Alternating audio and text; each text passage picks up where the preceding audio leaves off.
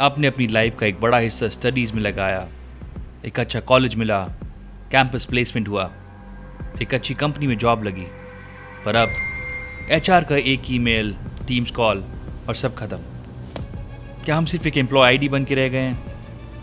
आज हम बात करने वाले हैं एक ऐसे टॉपिक पर जो शायद आप सभी को कभी ना कभी कंसर्न कर सकता है, द ग्रेट इंडियन ले ऑफ्स, जहां सेफ जॉब एक इल्यूजन बन गया है। The year of layoffs गई है। कंपनी ने मिड और सीनियर लेवल पर 12,000 से ज्यादा कर्मचारियों की छटनी का फैसला लिया है। Infosys trainees scrambling to find transport to head back to their hometowns. This after they were fired. Layoffs in technology just keep coming. तो पिछले 2 सालों में आप सबने नोटिस किया होगा न्यूज़ में ले ऑफ्स, छटनी, जॉब लॉसेस। बड़ी बड़ी कंपनीज जिन पे हम बिलीव करते थे कि ये कभी फेल नहीं हो सकती, वहाँ भी लोगों को अपनी नौकरी से हाथ धोना पड़ रहा है। इन्फोसिस, विप्रो, TCS, Amazon, बायजूस, बड़े से बड़ा नाम ले ऑफ से बच नहीं पाया। एक ज़माना था जब लोग कहते थे TCS या इन्फोसिस में जॉब लग जाए तो फ्यूचर सिक्योर है, पर वो कंपनीज अब थाउजेंड्स को निकाल रही है। इंडिया जिसका IT सेक्टर दुनिया भर में मशहूर है, वहाँ जॉब का फ्यूचर इतना अनप्रेडिक्टेबल क्यों हो गया है? तो आज हम इसी बारे में बात करेंगे। ये ले ऑफ्स आखिर क्यों हो रहे हैं और क्या हमारी अपनी जॉब्स भी सेफ नहीं है? Let's find out. ये जो ले ऑफ्स हैं, ये सिर्फ 1 या 2 सेक्टर्स तक लिमिटेड नहीं है। अगर आप क्लोजली देखेंगे तो आपको पता चलेगा कि ये वाइडर ट्रेंड है।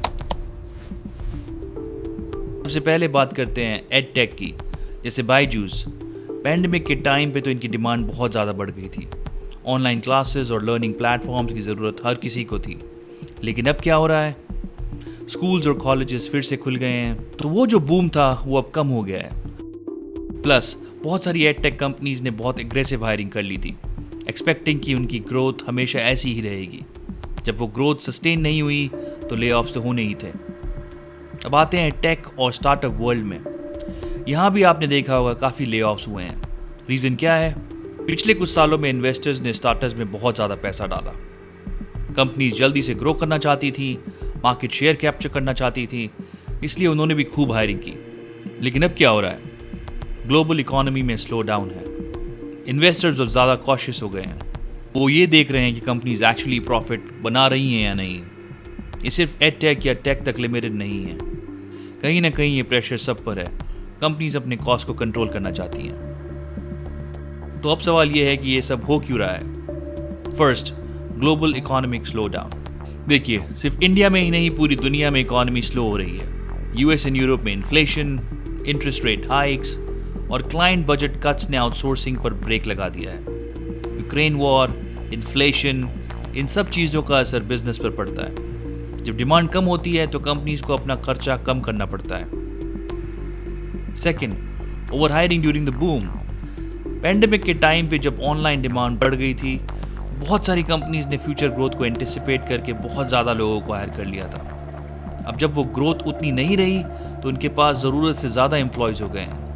Third, automation and AI। कुछ काम जो पहले ह्यूमन रिसोर्सेज करते थे, वो अब मशीन्स या सॉफ्टवेयर कर सकते हैं। एक कहानी सुनते हैं। तन्वी, जो एक कंटेंट राइटर थी, एक सॉफ्टवेयर कंपनी में काम करती थी। डिसेंट पे, remote job, flexible timings.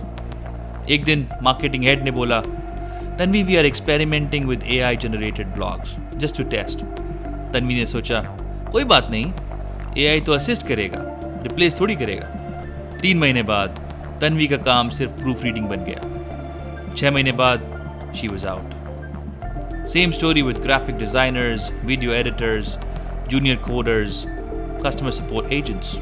Because truth ये है, AI ने एंट्री लेवल काम खुद ही करना शुरू कर दिया है। और कंपनी सोचती है, अगर एक AI 4 या 40 लोगों का काम कर सकता है बिना सैलरी के, तो मैं क्यों ना यूज़ करूं? बिजनेस का लॉजिक सिंपल है, cost down, output up. Next one is the funding winter. अब इन्वेस्टर्स ज़्यादा सोच समझ कर पैसा लगाते हैं। पहले क्या था, अगर आपके पास एक अच्छा आइडिया है तो फंडिंग मिल जाती थी। अब वो ये देख रहे हैं कि आपका बिजनेस मॉडल सस्टेनेबल है या नहीं, इसलिए स्टार्टअप्स के लिए फंड रेज करना बहुत मुश्किल हो गया है। जब फंडिंग नहीं आती तो वो सबसे पहले क्या करते हैं? अपने वर्कफोर्स को कम करते हैं। Now investors are also focusing on profitability. अब इन्वेस्टर्स का मेन फोकस सिर्फ ग्रोथ पर नहीं है, वो ये देखना चाहते हैं कि कंपनीज एक्चुअल प्रॉफिट कमा रही हैं या नहीं। इसलिए कंपनीज पर प्रेशर है कि वो अपने कॉस्ट कम करें और अपनी बॉटम लाइन मतलब प्रॉफिट को इम्प्रूव करें। ले-ऑफ्स इसका क्विक सोल्यूशन दिखता है, भले ही इसका लॉन्ग टर्म कॉन्सिक्वेंसेस हो सकता है। आज की जनरेशन स्पेशली जेन ज़ी करियर के सबसे कंफ्यूज फेज में है। पहले हमारे पेरेंट्स कहते थे इंजीनियर बनो, जॉब पक्की है। अब तो इंजीनियर बनने के बाद भी कोई गारंटी नहीं कि ज्वाइनिंग लेटर मिलेगा। इंटर्नशिप अनपेड है, फ्रेशर जॉब्स लो पेइंग है और जॉब सिक्योरिटी नॉन एग्जिस्टेंट है। हर दूसरा स्टूडेंट यूपीएससी, कैट, गेट या कनाडा ऑस्ट्रेलिया के वीज़ा के चक्कर में लगा है, क्योंकि इंडिया में करियर प्लान एक मिथ बन गया है। तो ये सब सुन के आपके मन में भी ये सवाल आ रहा होगा ना, क्या हमारी अपनी जॉब सेफ है? ये एक बहुत डिफिकल्ट क्वेश्चन है और इसका कोई सिंपल आंसर नहीं, लेकिन कुछ चीज़ें जिन पर हम गौर कर सकते हैं। Your skills and relevance. आज के फास्ट चेंजिंग वर्ल्ड में सबसे इंपॉर्टेंट चीज़ है आपकी स्किल्स। क्या आपकी स्किल्स करंट मार्केट डिमांड के अकॉर्डिंग है? क्या आप कंटिन्यूसली लर्न कर रहे हैं, अपने आप को अपडेट कर रहे हैं? अगर आपकी स्किल्स इन डिमांड हैं तो आपकी जॉब सिक्योरिटी काफ़ी हद तक बढ़ जाती है।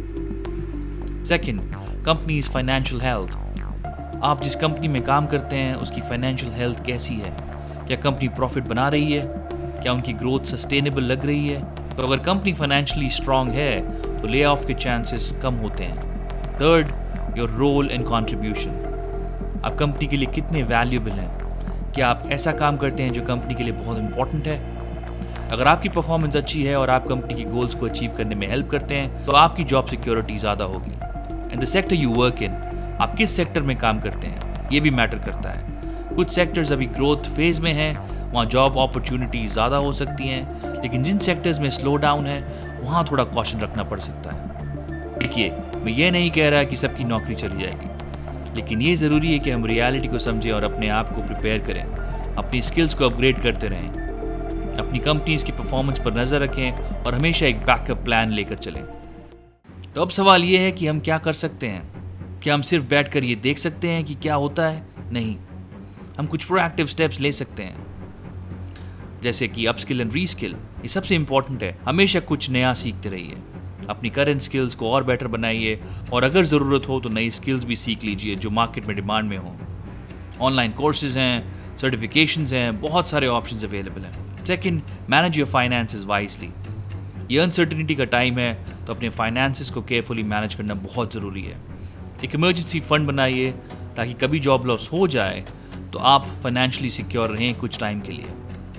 Third, build a strong network. अपने प्रोफेशनल नेटवर्क को स्ट्रॉन्ग बनाइए, लिंक्डइन पर एक्टिव रहिए, इंडस्ट्री इवेंट्स में पार्टिसिपेट कीजिए, क्या पता कहाँ से कोई नया अपॉर्चुनिटी मिल जाए। और सबसे इम्पॉर्टेंट, पॉजिटिव रहिए और सिचुएशन के लिए अडेप्टेबल रहिए। जॉब मार्केट में चेंजेस होते रहते हैं और जो लोग इन चेंजेस के साथ एडजस्ट कर लेते हैं वो हमेशा आगे रहते हैं। तो you need to stay agile.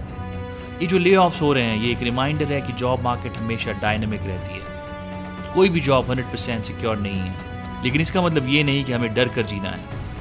ये एक अपॉर्चुनिटी है अपने आप को इम्प्रूव करने की, नई स्किल्स सीखने की और अपने करियर को लेकर और भी प्रोएक्टिव होने की। आप क्या सोचते हैं ले ऑफ्स के बारे में? कमेंट सेक्शन में अपना ओपिनियन शेयर कीजिए। अगर आपको ये वीडियो इन्फॉर्मेटिव लगा तो इसे लाइक करें, शेयर करें और डेली डोज विद एंकी को सब्सक्राइब करना ना भूलें। मैं मिलता हूँ अगले वीडियो में एक नए टॉपिक के साथ। Until then, take care of yourself and keep building your version of success.